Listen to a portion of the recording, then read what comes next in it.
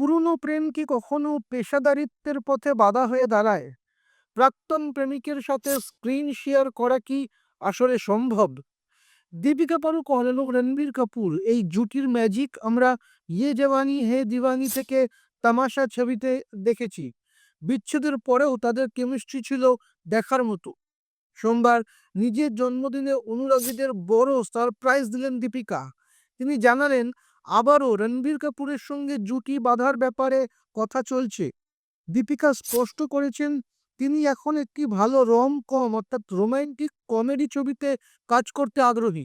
সম্প্রতি বিমানবন্দরে তাদের উষ্ণ আলিঙ্গনের ভিডিও ভাইরাল হওয়ার পর থেকেই ভক্তরা অধীর আগ্রহে অপেক্ষা করছেন এই জুটির ম্যাজিক আবার দেখার জন্য।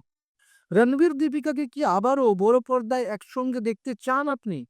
তাদের কোন ছবিটি আপনার সবচেয়ে প্রিয়? কমেন্টে লিখে জানান।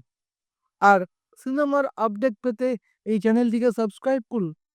আপনার নিজের জন্য বা নিজের ব্যবসার জন্য পার্সোনাল বা বিজনেস ওয়েবসাইট তৈরি করতে চান, অথবা তৈরি করতে চান আধুনিক মোবাইল অ্যাপ, কোথায় যোগাযোগ করবেন, কিভাবে শুরু করবেন বুঝতে পারছেন না?